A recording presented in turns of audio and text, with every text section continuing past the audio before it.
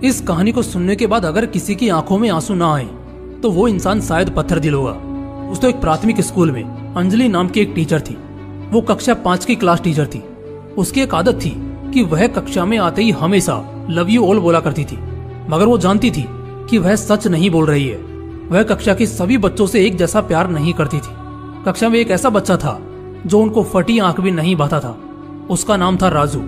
राजू मैली कुचली स्थिति में स्कूल आया जाया करता था। उसके बाल खराब होते, जूतों के बंद खुले, शर्ट के कॉलर पर मैल के निशान।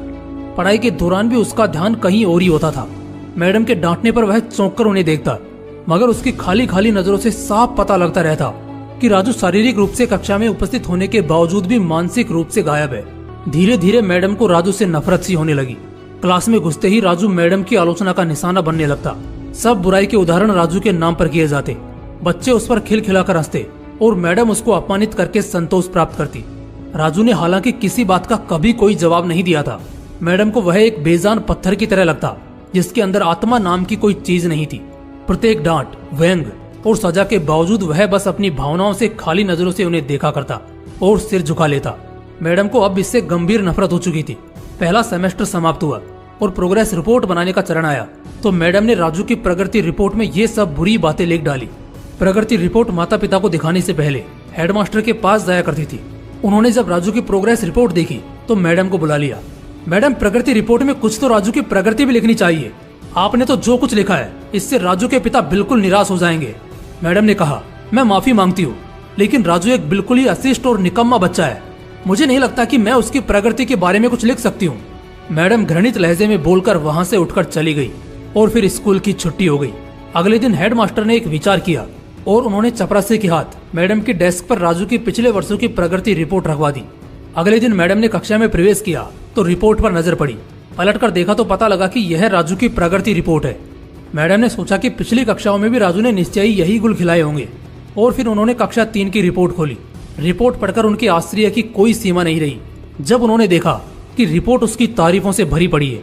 उसमें लिखा था, राजू जैसा बुद्धिमान बच्चा मैंने आज तक नहीं देखा। बेहद संवेदनशील बच्चा है और अपने मित्रों और शिक्षक से बेहद लगाव रखता है। अंतिम सेमेस्टर में भी राजू ने प्रथम स्थान प्राप्त किया है।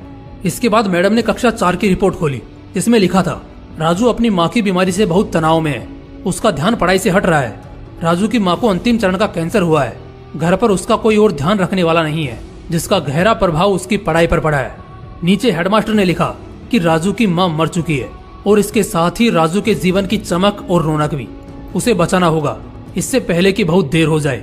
ये पढ़कर मैडम के दिमाग पर भयानक बोझ हावी हो गया। कांपते हाथों से उन्होंने प्रगति रिपोर्ट बंद की। मैडम की आंखों से आंसू एक के बाद एक गिरने लगे। मैडम ने साड़ी से अपने आंसू पोंछे।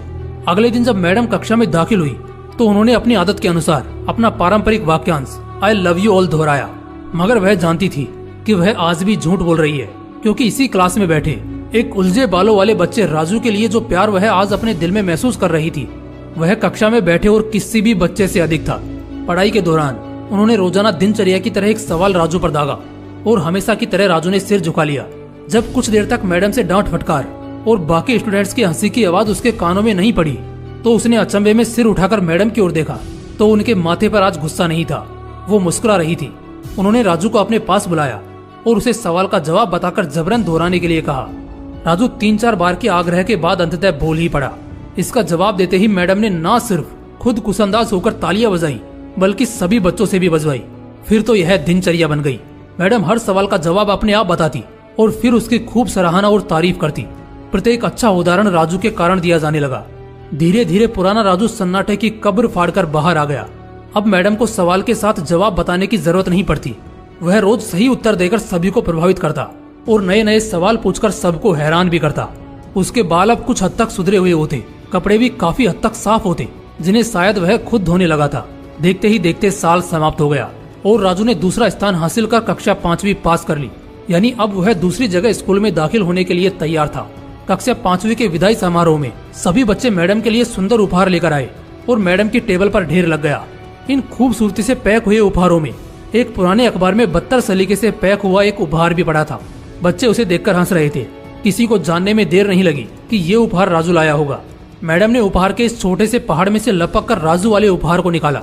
खोलकर देखा तो उसके अंदर एक महिलाओं द्वारा इस्तेमाल करने वाली इत्र की आधी इस्तेमाल की हुई शीशी और हाथ में पहनने वाला एक बड़ा सा कंगन था जिसके ज्यादातर मोती झड़ चुके थे। मैडम ने चुपचाप इस इत्र को खुद पर छिड़का और हाथ में कंगन पहन लिया। यह दृश्य देखकर सब बच्चे हैरान रह गए, खुद राजू भी। आखिर राजू से रहा नहीं गया और मिस के पास आकर खड़ा हो गया। कुछ देर बाद उसने अटक अटक कर मैडम को बोला, आज आप में से मेरी माँ जैसी खुशबू आ रही है। इतना सुनकर मैडम की आंखों में आंसू आ गए और मैडम ने राजू को अपने गले से लगा लिया। राजू अब दूसरी स्कूल में जाने वाला था। राजू ने दूसरी जगह स्कूल में दाखिला ले लिया था। समय बीतने लगा। दिन सप्ताह, सप्ताह महीने और महीने साल में बदलते भला कहाँ देर लगती है। मगर हर साल के अंत में मैडम को राजू से एक पत्र नियमित रूप से प्राप्त होता जिसमें लिखा होता, इस साल मैं कई नए टीचर्स से मिला मगर मैडम आप जैसा कोई नहीं था। फिर राजू की पढ़ाई समाप्त हो गई और पत्रों का सिलसिला भी समाप्त। कई साल आगे गुजरे और मैडम रिटायर हो गई। एक दिन मैडम के घर अपनी मेल में राजू का एक पत्र मिला जिसमें लिखा था, इस महीने के अंत में मेरी शादी है और आपके बिना शादी की बात मैं नहीं सोच सकता। एक और बात, मैं जीवन में बहुत सारे लोगों से मिल चुका हूँ मगर आप जैसा कोई नहीं है।